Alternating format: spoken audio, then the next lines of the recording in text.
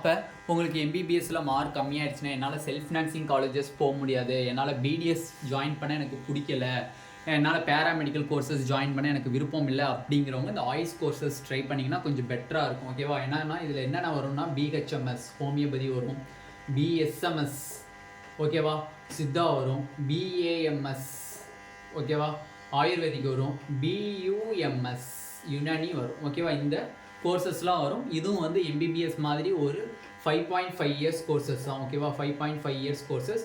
அதில் 4.5 இயர்ஸ் வந்து ஸ்டடீஸு, மிச்சம் 1 இயர் வந்து இன்டர்ன்ஷிப். ஓகேவா? டோட்டலாக பார்த்தீங்க அப்படின்னா உங்களுக்கு வந்து 5.5 இயர்ஸ் வருது. நார்மலாக பார்த்தீங்க அப்படின்னா இதுலேயும் government colleges, government homeopathy college, government Siddha college, government ayurvedic, government Unani காலேஜஸில் நீங்கள் படிச்சிங்க அப்படின்னா கடைசி 1 இயர் வந்து உங்களுக்கு ஸ்டைஃபண்ட் இருக்குது. ஓகேவா? சேலரி தந்துடுவாங்க. ஓகேவா? அந்த இன்டர்ன்ஷிப் பண்ணும்போது உங்களுக்கு சேலரி வந்து கவர்மெண்ட்லேருந்து தந்துடுவாங்க. ஓகேவா?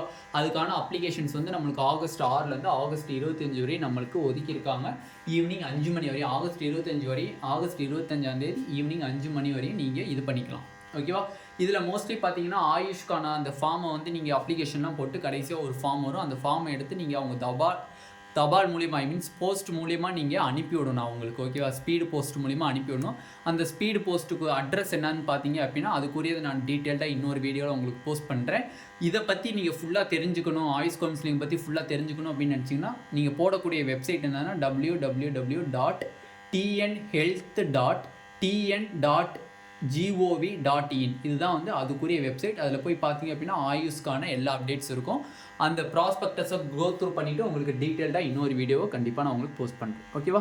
இந்த வீடியோ உங்களுக்கு பிடிச்சிருந்துச்சு அப்படின்னா நம்மளோட நீட் ஆப்பர்ட்ரிக் சேனலை சப்ஸ்கிரைப் பண்ணிக்கோங்க, கூடவே இருக்கக்கூடிய பெல் பட்டனை கிளிக் பண்ணிக்கோங்க. அப்போ நம்ம போடக்கூடிய வீடியோ உங்கள் நோட்டிஃபிகேஷனாக வரும்.